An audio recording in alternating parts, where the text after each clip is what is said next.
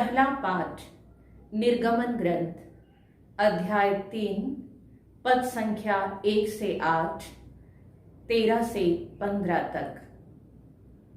मूसा अपने ससुर मिद्यान के याजक यित्रो के भेड़े चराया करता था। वह उन्हें बहुत दूर तक उजाड़ प्रदेश में ले जाकर ईश्वर के पर्वत होरेब के पास पहुंचा। वहां उसे झाड़ी के बीच में से निकलती हुई आग की लपट के रूप में प्रभु का दूत दिखाई दिया। उसने देखा कि झाड़ी में तो आग लगी है, किंतु वह भस्म नहीं हो रहा है। मूसा ने मन में कहा कि यह अनोखी बात निकट से देखने जाऊंगा और इसका पता लगाऊंगा कि झाड़ी भस्म क्यों नहीं हो रही है।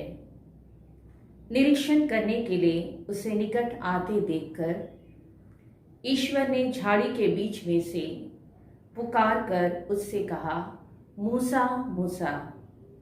उसने उत्तर दिया, प्रस्तुत हूं।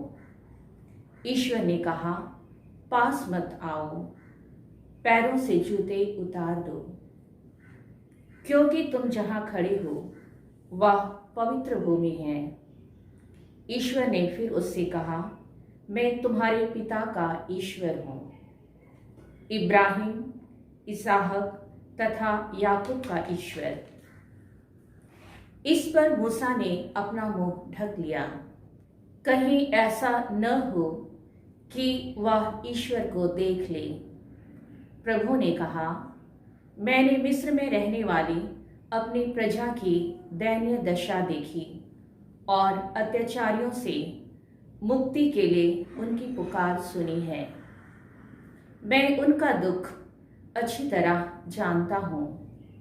मैं उन्हें मिस्रियों के हाथ से छुड़ाकर और इस देश से निकालकर एक समृद्ध तथा विशाल देश ले जाऊंगा, जहाँ दूध और मधु की नदियां बहती हैं।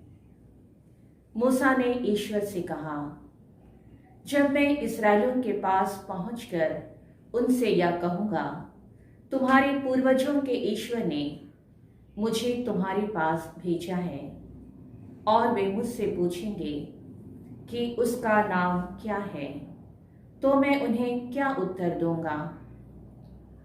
ईश्वर ने मूसा से कहा, तुम इस्राएलियों को यह उत्तर दोगे, जिसका नाम सत है, उसी ने मुझे भेजा है। इसके बाद ईश्वर ने मूसा से कहा, तुम इस्राएलियों से यह कहोगे, तुम्हारे पूर्वजों के ईश्वर इब्राहिम, इसहाक तथा याकूब के ईश्वर प्रभु ने मुझे तुम लोगों के पास भेजा है। यह सदा के लिए मेरा नाम रहेगा, और यही नाम लेकर सब पीढ़ियां मुझसे प्रार्थना करेंगी। प्रभु की वाणी।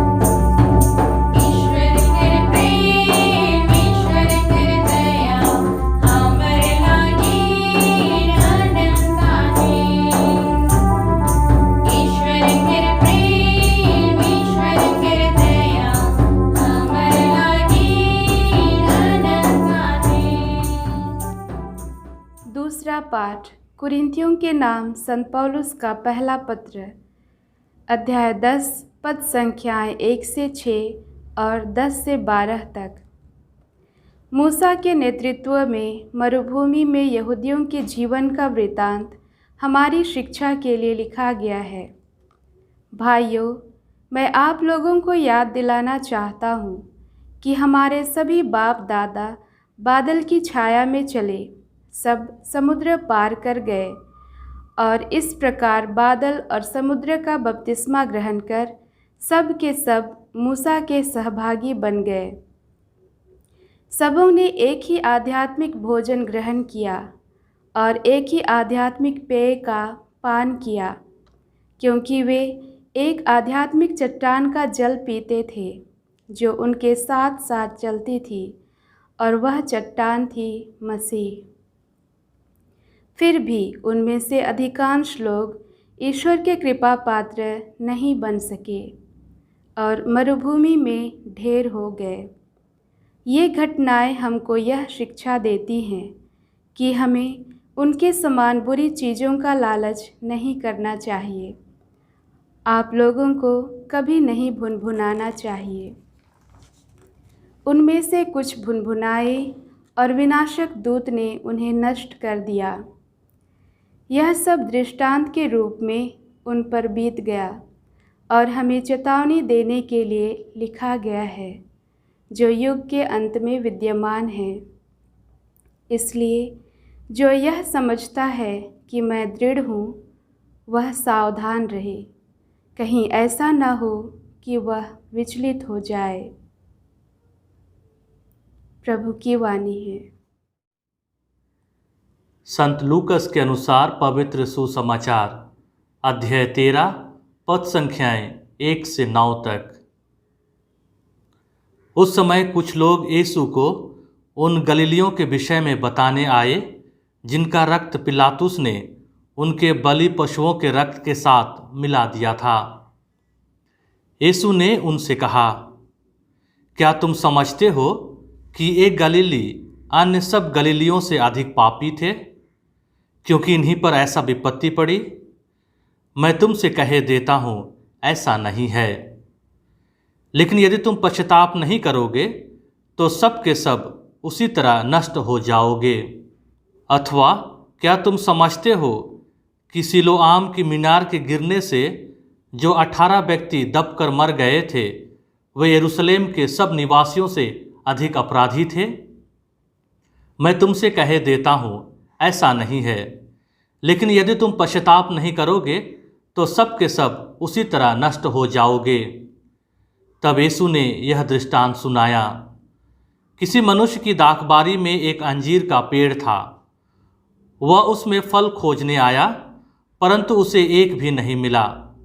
तब उसने दाखबारी के माली से कहा, देखो, मैं 3 वर्षों से इस अंजीर के पेड़ में फल खोजने आता हूँ, पर मुझे एक भी नहीं मिलता। इसे काट डालो। यह भूमि को क्यों छेके हुए हैं? परंतु माली ने उत्तर दिया, मालिक, इस वर्ष भी इसे रहने दीजिए। मैं इसके चारों ओर खोद कर खाद दूंगा। यदि यह अगले वर्ष फल दे तो अच्छा, नहीं तो इसे काट डालिएगा। प्रभु का सुसमाचार। मसीह में दुलारे माता पिताओं, भाइयों बहनों और प्यारे बच्चों, आज के पाठ में सुना कि मूसा को ईश्वरीय दर्शन मिलता है। मूसा भेड़ें चराया करता था। एक दिन होरेब पर्वत के पास भेड़ें चराते समय उसने देखा कि एक झाड़ी में आग लगी है, लेकिन वह भस्म नहीं हो रही है। यह न केवल एक अजीब सी बात है, बल्कि प्रकृति के नियम के परे है। इसलिए उसका ध्यान से निरीक्षण करने के लिए मूसा झाड़ी के पास पहुंचा। तुरंत ईश्वर उसे रोकते हुए कहते हैं कि पास मत आओ, पैरों के जूते उतार दो, क्योंकि तुम जहां खड़े हो वह पवित्र भूमि है। प्यारे भाइयों और बहनों, हम ईश्वर को पवित्र मानते हैं। ईश्वर इसलिए पवित्र है कि वे इस दुनिया के नियमों से परे हैं और उनमें किसी भी प्रकार की त्रुटियां नहीं है।